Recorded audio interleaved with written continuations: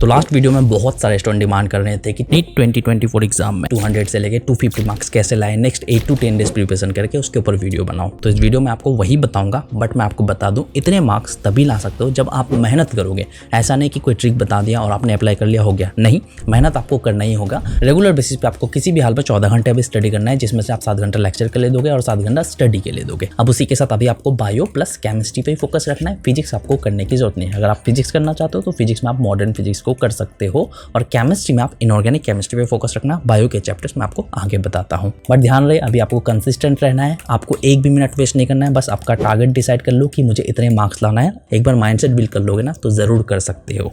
अब अगर मैं बात करूँ चैप्टर्स की, तो बायोलॉजी में आप इन सारे चैप्टर्स को कर सकते हो। इन चैप्टर्स से आराम से 200 प्लस मार्क्स ला सकते हो। अगर आपका 250 प्लस टारगेट है तो आप कुछ एक्स्ट्रा चैप्टर्स को कर सकते हो। इनऑर्गेनिक केमिस्ट्री में आप चाहो तो पी ब्लॉक को इग्नोर मार के बाकी सब चैप्टर्स को कर सकते हो, और फिजिक्स में मॉडर्न फिजिक्स को कर सकते हो अगर आप चाहो तो, वरना इग्नोर भी मार सकते हो। अब साथ ही साथ आपको ना इस तरह का चार्ट बना लेना है, सारे चैप्टर्स का नाम लिख लेना है और लेक्चर देखेगी नहीं, क्वेश्चन प्रैक्टिस के नहीं, टिक लगाते जाना है। जो नहीं किया उसमें आप क्रॉस कर दोगे। इस तरह से आपको ट्रैक जरूर रखना है, हर रोज करना है, हर एक चैप्टर की बात करना जरूरी है, क्योंकि ऐसा नहीं करोगे, ये सारी चीजें नहीं करोगे तो होगा ही नहीं। अब अगर मैं चैनल्स की बात करूँ, लेक्चर के लिए इन सब चैनल्स को देख सकते हो, रिवीजन के लिए, शॉर्ट रिवीजन के लिए इस चैनल को फॉलो कर सकते हो, या फिर कोई और चैनल है तो उसको भी फॉलो कर सकते हो, और मोस्ट एक्सपेक्टेड क्वेश्चंस प्रैक्टिस के लिए इन चैनल्स में से आप किसी को भी फॉलो कर सकते हो। उसके बाद अगर मैं इंपॉर्टेंट चीजों के बारे में बात करूँ, यहाँ पे मैं आपका ज्यादा टाइम नहीं लूंगा, क्योंकि मैंने लास्ट वीडियो में भी एक्सप्लेन कर रखा था। यहाँ पे 1-2 पॉइंट एक्स्ट्रा ऐड कर दूंगा, ठीक है। सबसे पहले मॉक टेस्ट की अगर मैं बात करूँ, मॉक टेस्ट में आपको सिंपली करना क्या है, क्वेश्चन आपको सॉल्व नहीं करना है। 10 मॉक टेस्ट आपको अटेम्प्ट करना है। जितने क्वेश्चन सॉल्व कर पाओगे करोगे, स्पेशली बायोलॉजी से रिलेटेड ही करना है। जितने कर पाओगे करोगे, जितने नहीं कर पाओगे कोई दिक्कत नहीं।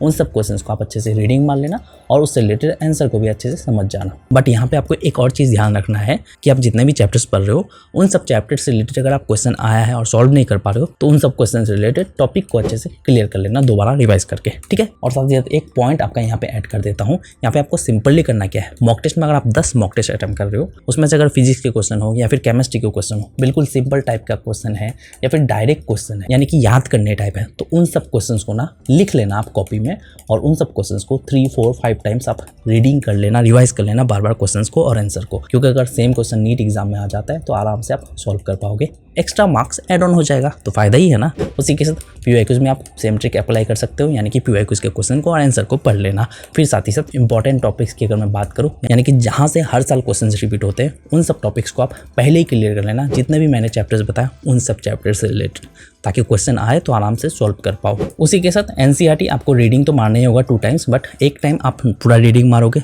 यानी कि हाईलाइटेड बुक है, जुगाड़ कर लो, वहाँ से आप पूरा रीडिंग मारोगे। सेकंड टाइम आप जो है शॉर्ट रिवीजन कर सकते हो एनसीईआरटी के मेन पॉइंट्स के थ्रू, ठीक है। और क्वेश्चन प्रैक्टिस के लिए आप यूट्यूब का हेल्प ले सकते हो। यूट्यूब में मोस्ट एक्सपेक्टेड सीरीज को आप प्रैक्टिस कर सकते हो, यानी कि हर एक चैप्टर से रिलेटेड जितने भी मोस्ट एक्सपेक्टेड क्वेश्चन है उनके प्रैक्टिस सेशन को कर सकते हो। अब ये सब कब करना है आगे बताता हूँ, बट मैं आपको पहले ही बता दूं, पीवाईक्यूज के क्वेश्चंस को ना आप चैप्टर पढ़ने से पहले ही क्वेश्चंस को रीडिंग मार लेना, आंसर को देख लेना, 2-3 बार आप कर लेना जरूर।